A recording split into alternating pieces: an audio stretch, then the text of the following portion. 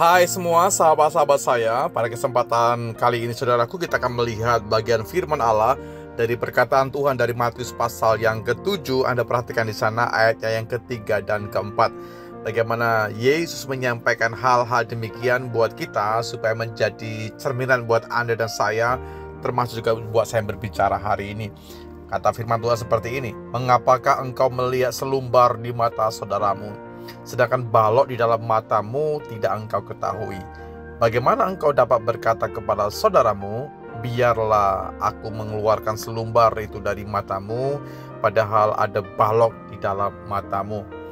Saya seringkali membaca ayat ini dan menjadi perenungan buat saya pribadi bahwa kita jangan berdiri menjadi hakim buat sesama kita. Ajab kali tanpa kita sadari kita berdiri seolah kita paling suci, kita paling benar, kita tidak merasa ada kesalahan dan orang lain ditimpakan kesalahan. Yang salah adalah orang itu, yang salah adalah sahabat kita, yang salah dia. Saya tidak salah, ya kan? Seringkali kita memposisikan diri kita seperti itu.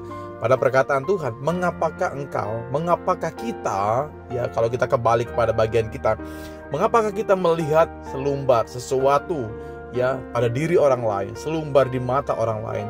Sesungguhnya ada balok, ada sesuatu yang menutupi penglihatan kita, sesuatu yang lebih besar dari selumbar itu di dalam mata kita. Seringkali nggak kita tahu, saudaraku, karena seringkali yang terjadi adalah kita seringkali mengkoleksi, merangkum kekurangan orang lain, kelemahan orang lain, ketidakberdayaan orang lain, bahkan pelanggaran orang lain di sekitar kita.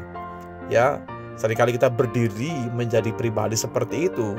Bagaimana kita dapat berkata kepada teman kita yang satu tadi, "Aku akan mengeluarkan selumbar dari matamu," padahal sesungguhnya dalam mata kita ada balok yang seringkali kita berusaha untuk biaskan, yang berusaha untuk kita tiadakan. Bukan demikian. Dengan keras Tuhan berkata, "Hai orang munafik, keluarkan dahulu balok dari matamu, maka kita akan melihat dengan jelas untuk mengeluarkan selumbar itu dari mata teman kita, saudara kita."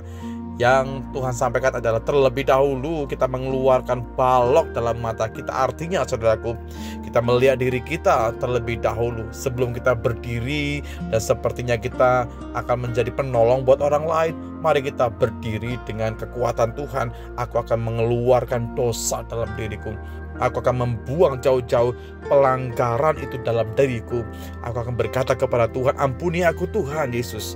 Kita terlebih dahulu melihat diri kita atau gak sempurna. Seringkali kita bersalah dalam ucapan kita, seringkali kita bersalah juga dalam pikiran kita. Tanpa kita sadari, seringkali mulut kita jahat, saudaraku.